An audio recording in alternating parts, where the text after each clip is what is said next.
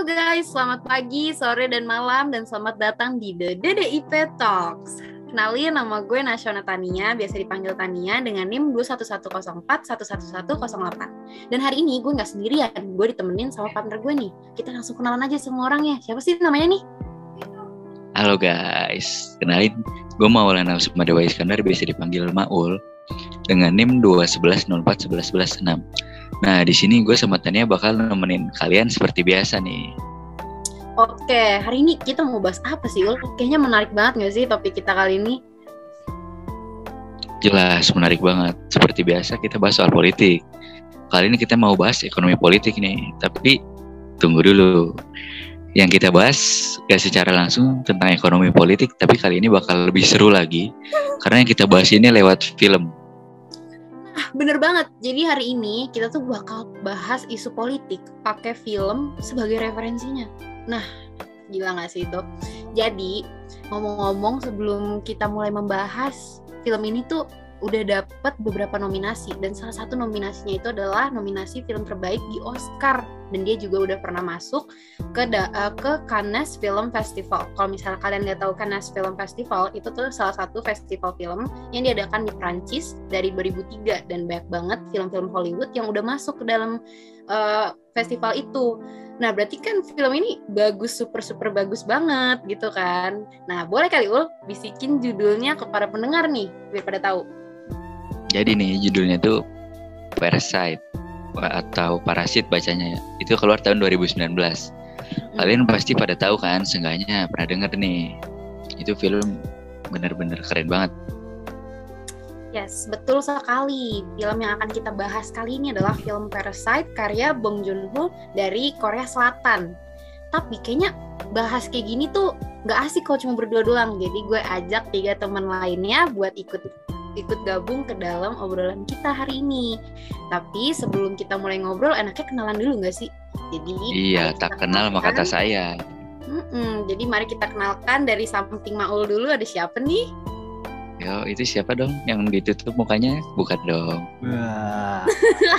Halo semuanya. Kenalin, gue Mahdi Stare Samudra dengan NIM 21104111080. Oke, Arya, gimana kabarnya nih? Udah nonton Parasite dong pastinya? Udah baik. Udah nonton Parasite juga. Bagus banget filmnya, gila, keren banget. Parah ya. Oke, nanti kita ngobrol bareng lagi. Terus siapa Ul? Oke, dilanjut. Samping Arya siapa tuh? Oke, jadi kenalin, gue Miananda Emiliana dengan NIM 21104111090. Halo Mia, apa kabarnya? Udah nonton Parasite belum nih? Apa kabar Mia? Baik dong, dan pasti udah nonton ya kan. Soalnya gue gak mau ketinggalan zaman banget nih, kan itu film bener-bener hype banget kan. Oh parah sih. Iya bener banget. Oke Mia, nanti kita ngobrol lebih lanjut lagi. Sekarang kita lanjut kenalan dulu sama yang di sebelahnya lagi tuh. Boleh dong kenalan? Boleh tuh, kenalin dirinya. Halo, kenalin gue Anissa Ramadan dengan NIM 21104111128. Oke, gimana nih kabarnya Anissa? Udah nonton juga dong pastinya? Iya. Oke. Ya, oke, sebelum kita lanjut bahas Parasite dari sisi ekonomi politik, ada baiknya kita tahu secara garis besar dulu nggak sih guys? Kayak apa sih ini, nyeritain tentang apa sih? Jadi gue bakal kasih tahu kalian secara garis besar Parasite ini menceritakan apa sih. Jadi Parasite ini menceritakan tentang 2 keluarga dengan perbedaan status sosial yang sangat ekstrim dan menunjukkan kesenjangan sosial. Tapi ngomong-ngomong tentang kesenjangan sosial, boleh kali ya Mia yang ngejelasin tentang kesenjangan sosial? Silahkan. Oke, bagus banget nih ya pertanyaannya. Jadi tentang kesenjangan sosial ya. Nah, gue mau disclaimer dulu nih sebelumnya. Di film ini tuh nggak cuma ngebahas tentang kesenjangan sosial, tapi karena kita mau ngebahas tentang ekonomi politik, jadi ada juga nih kesenjangan ekonomi yang diceritain di film ini. Nah, menurut gue kesenjangan sosial ekonomi di film ini tuh kelihatan banget ya. Dari awal film sampai akhir itu benar-benar diceritain. Bahkan kita bisa lihat sendiri di film ini kan menceritakan tentang 2 keluarga yang memiliki latar belakang yang berbeda. Yaitu ada keluarga Kim yang berasal dari kelas buruh rendahan dan ada keluarga Park yang berasal dari kelas atas atau ya orang kaya gitu ya kan. Nah, di film ini itu tuh kebanyakan menceritakan soal keluarga Kim, terutama karena dia kan keluarga kurang mampu, jadi dia harus berjuang karena perekonomiannya dia rendah, harus berjuang untuk mempertahankan hidup dan mendapatkan uang. Nah, kesenjangan yang terjadi ini gue lihat waktu si Kiwo, anaknya dari keluarga Kim ini, ditawarin kerjaan nih, jadi guru bahasa Inggris si Dahi atau anak dari Tuan Park. Nah, waktu Kiwo menawarkan diri untuk menjadi guru bahasa Inggris itu kan otomatis dia harus ini kan wawancara dulu, interview. Nah, pas dia interview itu dia mengomentari rumah si Tuan Park karena dia lihat, wah ini rumahnya gede banget, beda banget sama rumah gue yang di bawah tanah, yang di basement. Terus perbedaan itu kan udah kelihatan banget ya, kontras banget dilihat dari situ. Nah, terus juga si Kiwo ini cuma berbekal ijazah palsu yang dibikin sama adiknya. Nah, itu kan udah kelihatan banget ya kalau misalkan si Kiwo ini tuh susah buat dapetin universitas karena saingan banyak banget saingan yang pakai uang ya kan.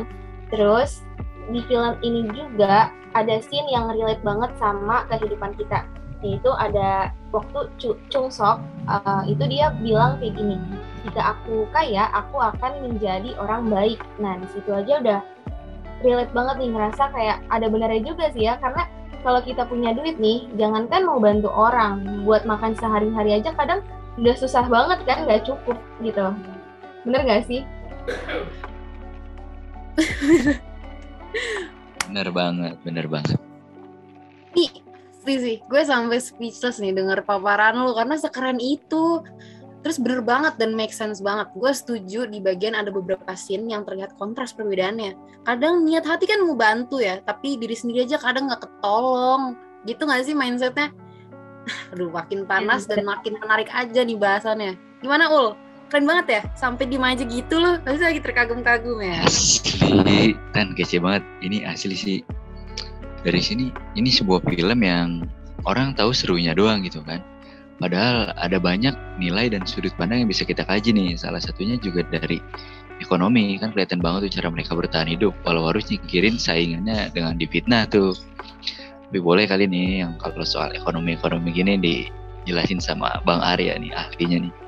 Ayo silahkan Bang Arya. Nah, kalau ngomongin ekonomi nih, ini sekarang gue mau ngebahas seputar sistem ekonomi kapitalis yang ada di film ini. Tapi sebelumnya mungkin gue jelasin dulu kali ya sistem ekonomi kapitalis secara garis besarnya. Nah, jadi ekonomi kapitalis itu sendiri dia tuh merupakan sistem ekonomi di mana sektor perdagangan, industri, dan juga alat produksinya itu dalam kendali pihak swasta dengan tujuan untuk memperoleh keuntungan dari pasar. Nah, tapi dalam pengertian lain, ekonomi kapitalis ini nih bisa dibilang dia tuh ngebolehin semua orang baik dari berbagai golongan atau pihak buat bikin bisnis sendiri tanpa adanya gangguan dari negara atau intervensi dari negara. Nah, tapi dari sistem ekonomi kapitalis ini sendiri, kalau menurut negara-negara yang anti kapitalis kayak contohnya Uni Soviet pas Perang Dunia Kedua, di sana tuh ada anggapan di mana ekonomi kapitalis ini nih bakal ngebuat keadaan di satu negara tuh jadi berat sebelah atau jomplang. Dan juga dengan adanya kebebasan berbagai macam pihak dalam berbisnis, jadi ini tuh bisa dijadikan sebagai kesempatan atau opportunity buat memeras pihak-pihak yang lemah dan nggak punya daya saing yang cukup kuat gitu. Jadi kalau kasarnya mah orang yang kaya, yang berkuasa, mereka hidupnya jadi makin makmur, makin banyak duit lah, isi dompetnya makin tebal. Tapi sedangkan orang-orang yang kurang berkecukupan atau orang miskin lah ya, hidupnya tuh jadi makin melarat gitu, jadi makin ke bawah dan ke bawah. Kayak contohnya di film Paras ini nih, yang merupakan salah satu negara yang menggunakan sistem ekonomi kapitalis.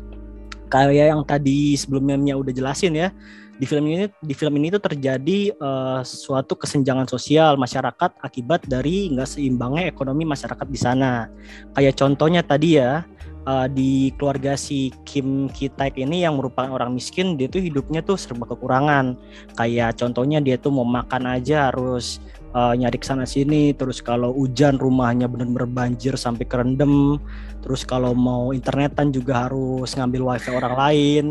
Nah, tapi kehidupan keluarganya tuh sangat berbanding terbalik sama si keluarga si Kim Park Dong ini. Dia tuh hidupnya benar-benar kaya, rumahnya gede, fasilitasnya banyak, kalau mau apa-apa udah ada.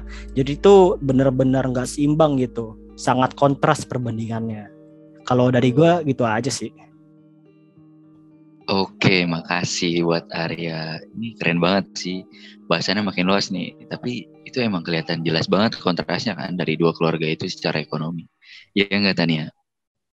Nah, bener banget tuh. Di film ini tuh emang kelihatan kontras banget ya antara dua keluarganya ini. Sama adegan yang ditunjukin itu tuh secara eksplisit dan implisit.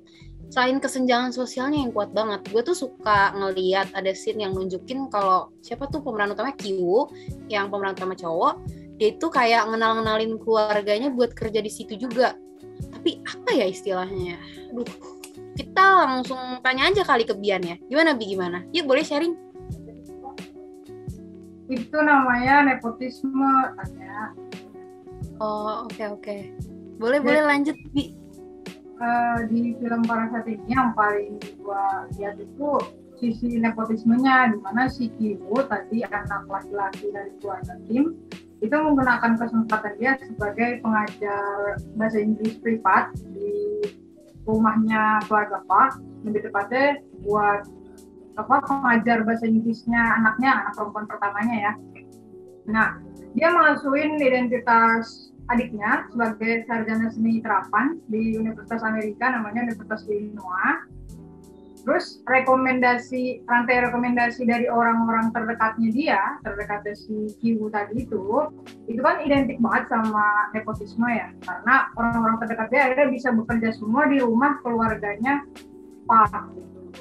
Nah, dia dengan licik berhasil nyingkirin pembantu, asisten rumah tangga, dan sopir lamanya keluarga Park gitu, dengan bareng-bareng gitu, ngefitnah bareng-bareng sekeluarga, dan eksekusinya juga berjalan dengan mulus. Jadi mereka nipunya tuh kolektif gitu, bareng-bareng, suportif keluarga.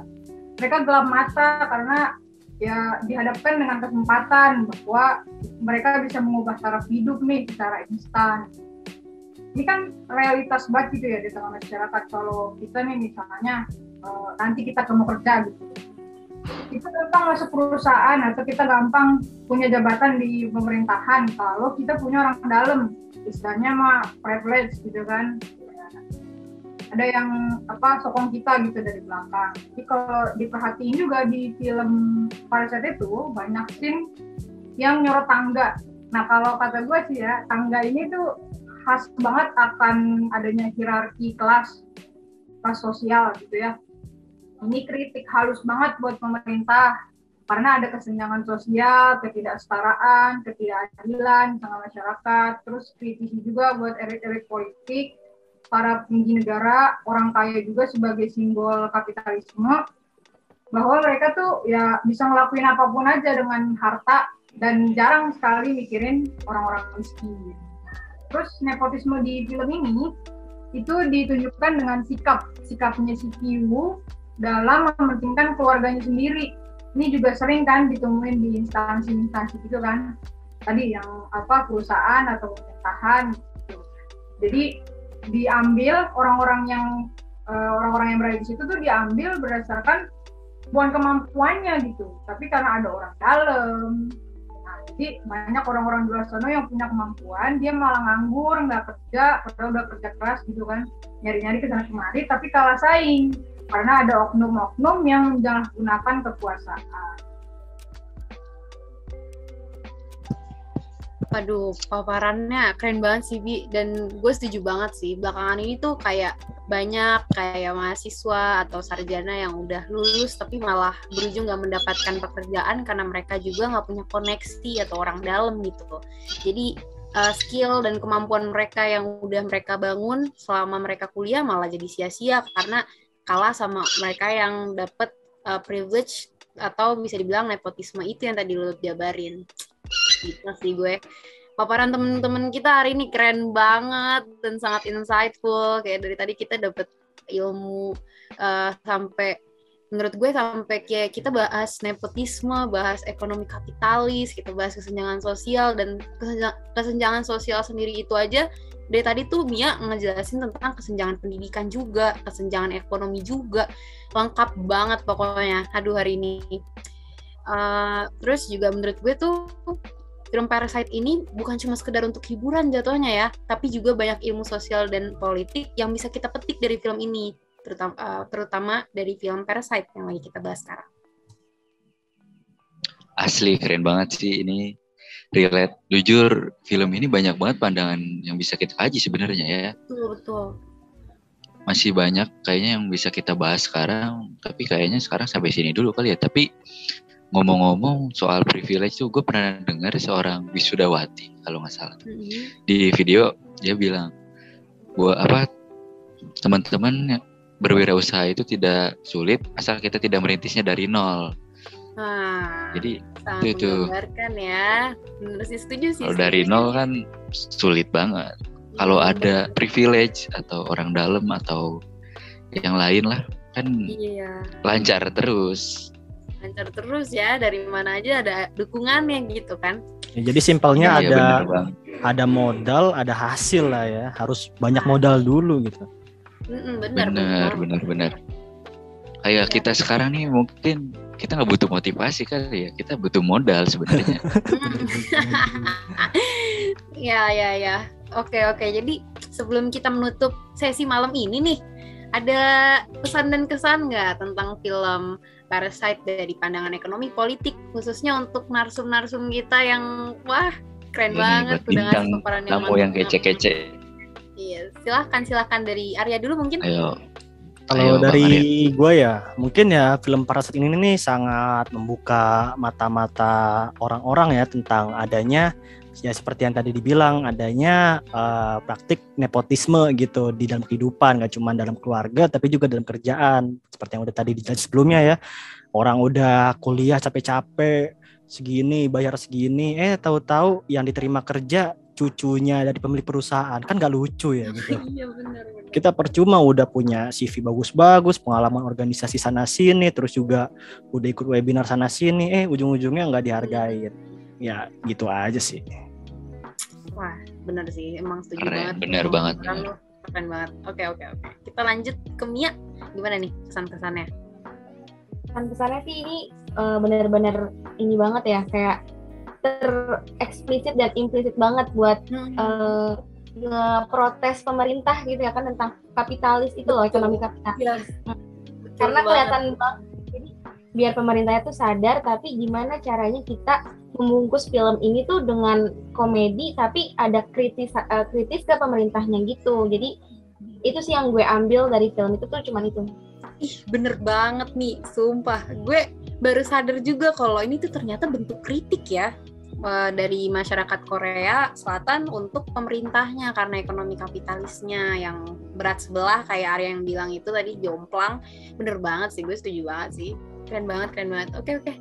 Lanjut, terakhir dari bintang tamu kita, silahkan Anissa. Ada pesan-kesannya nggak? Iya, apa? Kalau gue sih mungkin lebih ke pesannya ya, buat anak muda, kita harus lebih lihat lagi gitu, karena tahu kan realitas masyarakat sekarang kayak gimana gitu. Yang tadi udah disebutin, susah banget untuk meniti karir dari awal. Ya harus belajar lihat lagi ya kan. Terus kesannya itu emang filmnya tuh insightful banget, bikin orang speechless gitu, karena banyak pesan-pesan moral di dalamnya, baik tersirat maupun tidak tersirat gitu, yang bisa lah kita ambil dan diterapkan dalam kehidupan sehari-hari yang bagusnya gitu ya.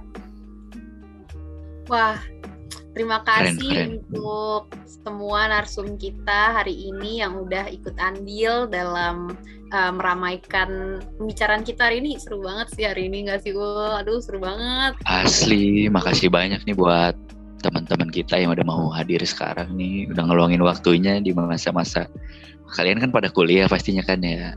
Iya, sibuk. Belum pasti ada, sibuk, ada tugas-tugas. Mungkin podcast kita bisa panjang, cuma mungkin mengingat waktu yang terbatas, jadi sampai sini dulu nih.